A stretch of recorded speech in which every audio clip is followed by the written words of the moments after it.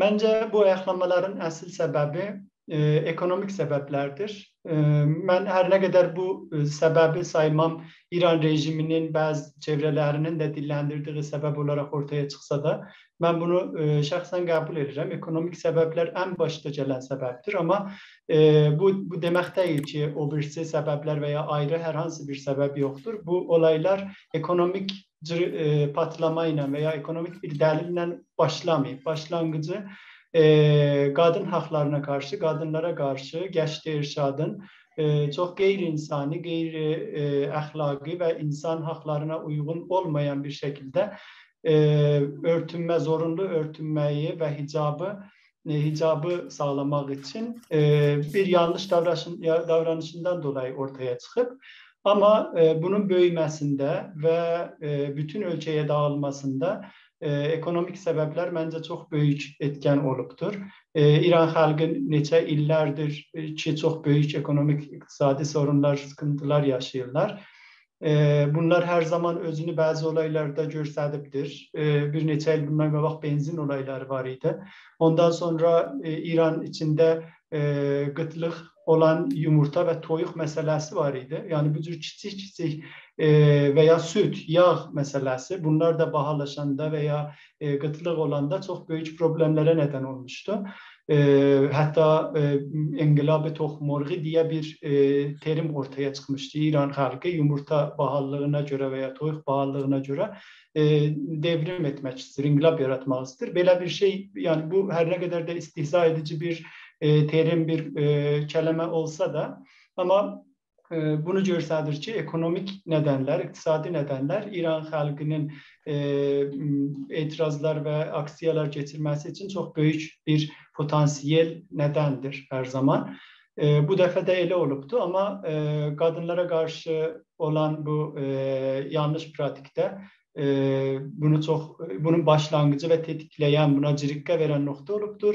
Bundan sonra da eğer devam edecekse bu şekilde devam edecek. Bu olayları İran rejimi bastırabilir. Yani kaba güç kullanarak bastırabilir ve bastıracaktır da nihayetinde bir zaman. Bunun yan etkileri, bazı şeyleri, yani getirileri de olacaktır özüyle beraber. Ama bundan sonra da bastırsa bile sonraki illerde, sonraki aylarda gene kiçik bir olay, kiçik bir hadise bu tür aksiyaların, etirazların meydana gelməyinə başlangıç olabilir, gene meydana getirebilir demək istəyirəm.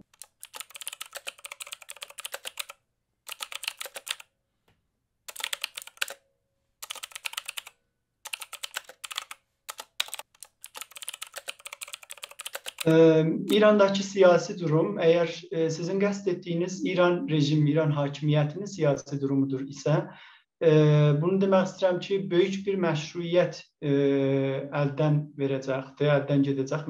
Rejim məşruiyyətini yavaş-yavaş əldən getmiş özü də sayacaq. Hər nə qədər özü saysa da saymasa da uluslararası arenada və xalq içində özellikle öz yandaşları, rejim yancıları tərəfindən belə bundan sonra rejim qabaqçı qədər məşru görülməyəcəkdir.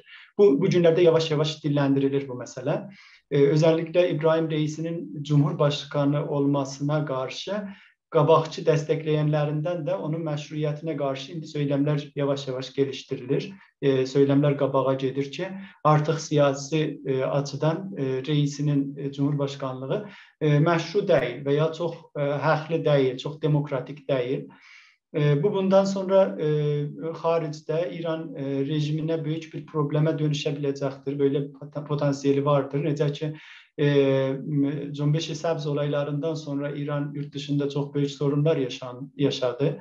Her zaman İran resmi devlet temsilcileri büyük aksiyalarla karşı karşıya kaldı veya dünya ile münasebetleri çok daraldı. Özellikle Avrupa Birliği, Amerika'ya hiçbir davet, resmi ziyaret olunmurdu.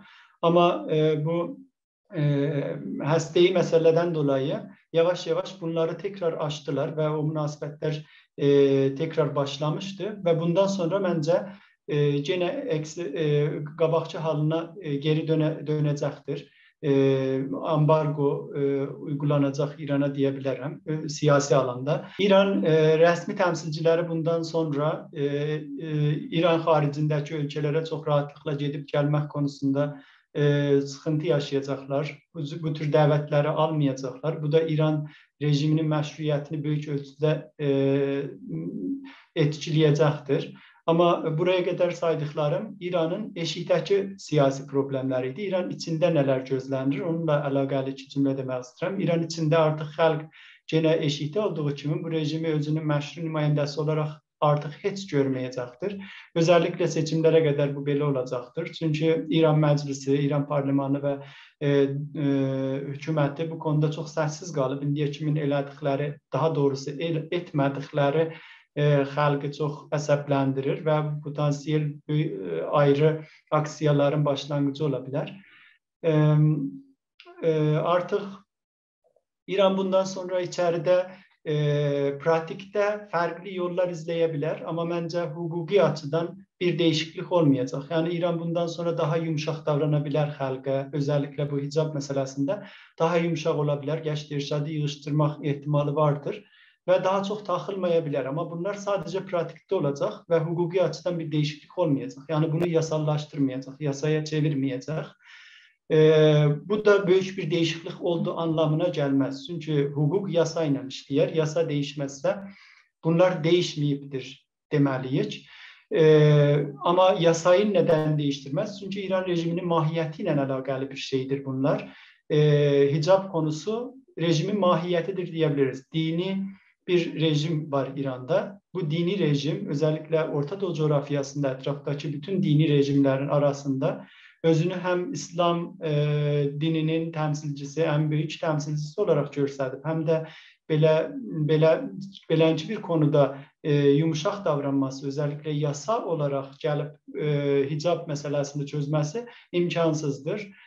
Ben böyle bir değişiklik gözləmirəm.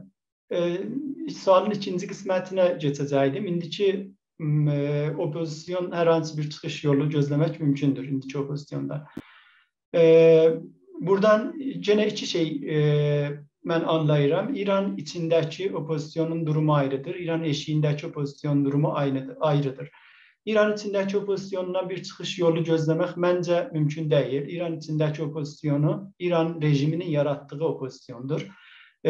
Qabaqçı eylemləri və feilləri, davranışları gözümüzün qabağındadır. Heç bir şey onlardan gözləmək doğru değil. Aslında xalq bir-iki dəfə bunları onlardan gözlədi və yanıldı. Ondan sonra zaten İran xalqının içində islah tələb usulgəra ikisi də dışlanmağa başlandı.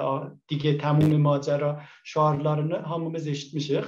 Həm islah tələbləri rədd etmək istədi, həm usulgəraları. Budur ki, demək istəyirəm ki, İran içindəki opozisyondan bir çıxış yolu məncə mümkün deyil. İran xalqı artıq içəridəki opozisyonu qəbul eləmir. Amma eşikdəki opozisyon durumu da çox parlaq deyil. İran eşikdəki opozisyonu çox parçalanmış durumdadır. Heç biri bir-birinə yola getmir. Usulda birbirleriyle çok büyük müşkilleri var. Birisi səltənətdir, birisi sağcıdır, solcudur, cumhuriyetçidir ve bunlar İran xalqına müəllim kimi davranırlar. Bu olayların üstüne bir lider kimi minmək istəyirlər. Halbuki bu olaylardır, İran xalqıdır eşikdəki opozisyonu yönlendiren. Bu ters olmalıdır. Her zaman partiler, hezblər, opozisyonlar xalqı yönlendirmelidir ama onlar çok daldadırlar maalesef. İkinci mesele bu eşitdəki indiyə qədər dediyim opozisyon meselesi təşkilatlar, hezb adına çalışan opozisyon gruplarıydı. Ama benim daha çok gözlədiyim, daha çok etki yaratabilen opozisyon grupları sivil toplum örgütleridir. İran eşiğinde, Avrupa'da, Amerika'da ve birçok ülkede yaşayan, mevcut olan İranlı sivil toplum örgütleri. Bunlar hezblərdən, partilərdən çok daha yaxşı durumdadılar, çok daha büyük etkiler yaratabilirler. Bunların İran toplumu üzerinde etkisi bundan sonra da çok daha güçlü devam edecektir diye düşünüyorum. Özellikle sosyal medya açısından. Çünkü İran dışındaki muhalif medya da yavaş yavaş meşruiyetini elden verir. İran xalqı onlara da inanmaq istəmir çox zaman.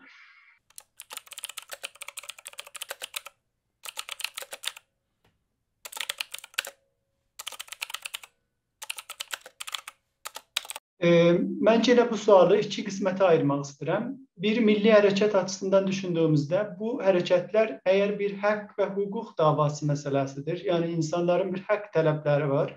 O haqq tələb nə olur olsun, Azərbaycan Milli Hərəkəti, bunun aktivistləri, hər bir bireyi, hər bir üzvü o haqqın, hüququn dalında olmalıdır. Onu dəstəkləməlidir. İndi İranda gedən olaylarda da yenə bir haqq, hüquq məsələsi vardır. Bu həm ekonomik haqlardır, həm insani haqlardır, həm qadın haqlarıdır. Bunların hamısı Azərbaycan Milli Hərəkətinin də istədiyi, dəstəklədiyi şeylərdir və olmalıdır. Bütün üzvləri, bütün şəxsləri, orqanları bunu dəstəkləməlidir və dəstəkləməmək kimi bir indiyə kimi izlənimi də olmayıbdır. Dəstəkləyir də.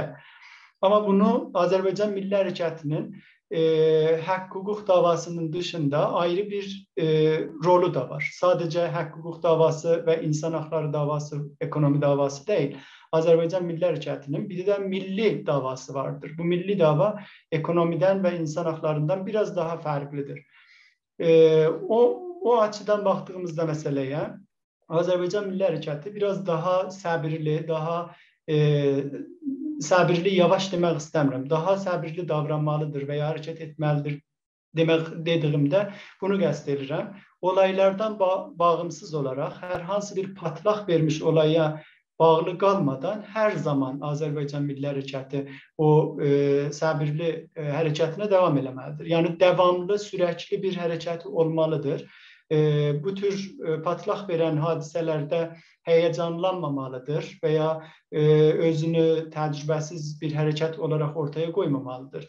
Əslində bizim hərəkətimizin təcrübəsi də çox yoxdur. Təzə bir hərəkət sayıla bilər. 1990-larda başlanmış bir hərəkətdir.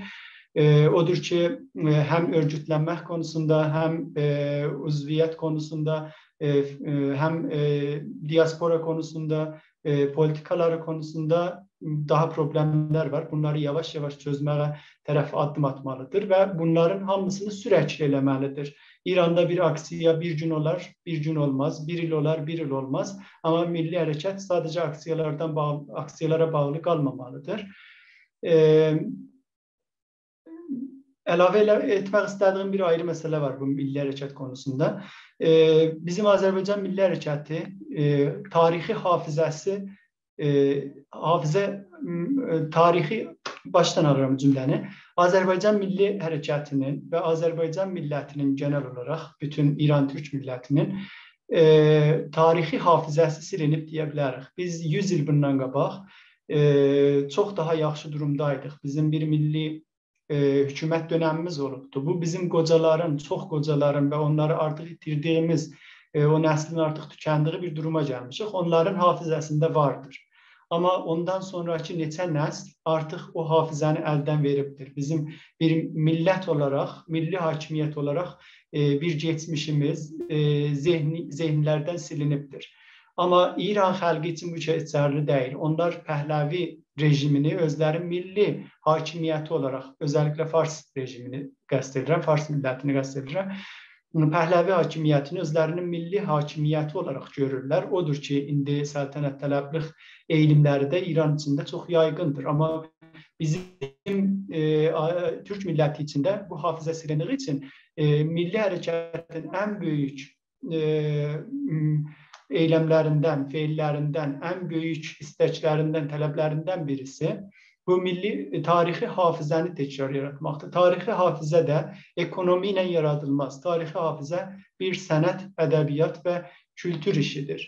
Bunları daha çox ön plana çəkməliyik, yuxarıya gətirməliyik və keçmişlə əlaqəli insanların öz milli hakimiyyətləri dönəmində nələr oldu, nələr olmalıdır. Bundan sonra əgər milli hakimiyyət və ya milli hərəkət bir şeyləri təmsil edirsə, nələr əldə edəcək, onları daha yaxşı bu zamanın, bugünün və bugünkü nəslin dili ilə daha yaxşı, daha güclü çatdırmalıdır. Burada milli hakimiyyətdən mən ayrılıqçı hakimiyyətləri qəsd etmirəm.